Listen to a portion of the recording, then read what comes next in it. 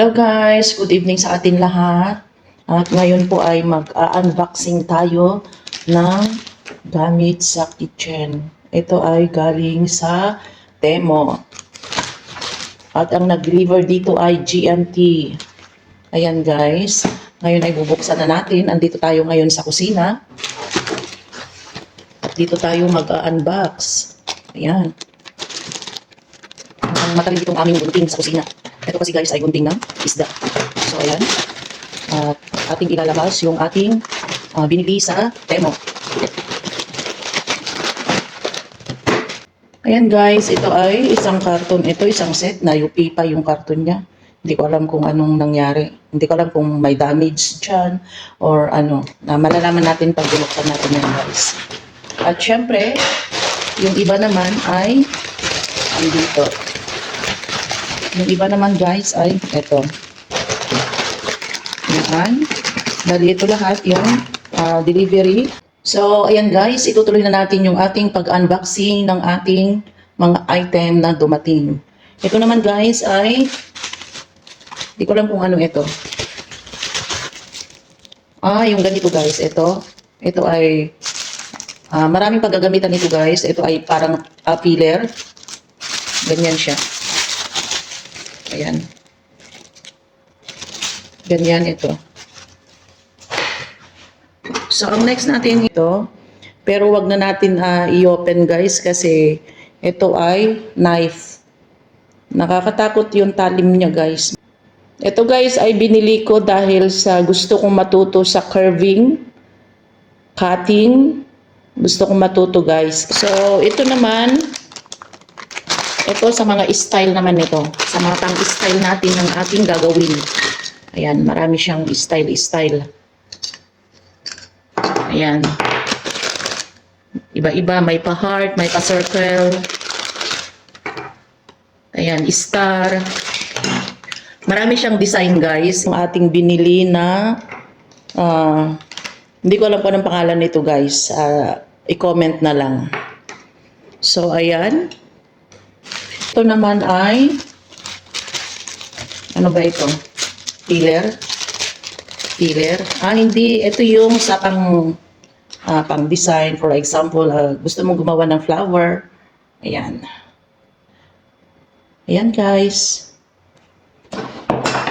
Next naman natin ay, dalawa pala yung aking nabili na ganito guys. Kala ko kasi guys, nung nag-i-scroll ako, dun sa baba ay mura. Kaya, kinuha ko ulit itong isa.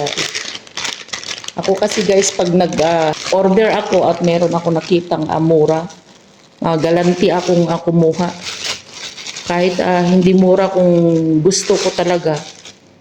Ayan, so meron akong extra in case na masira. So ito yung nakabukas at ito naman yung nasa karton. Ngayon ay i-open natin itong nasa karton guys.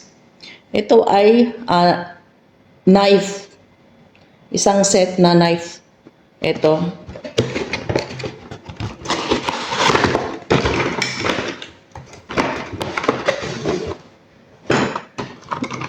Ayan.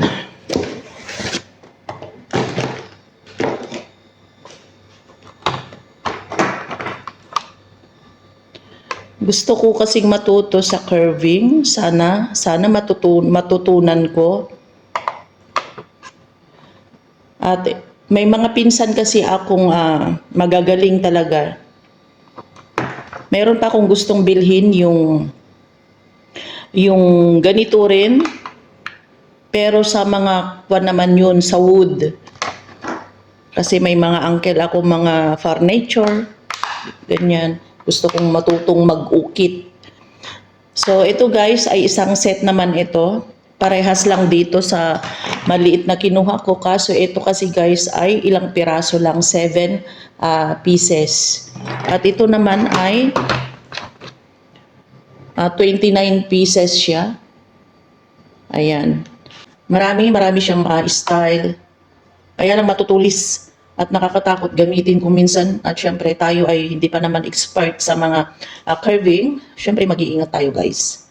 So, ayan guys, ito lahat yung aking in-unbox at gusto ko kasing meron akong remembrance tuwing sahod ko ng aking YouTube at maraming salamat sa mga nag-share ng blessing at sa mga hindi nag-i-skip ng ads.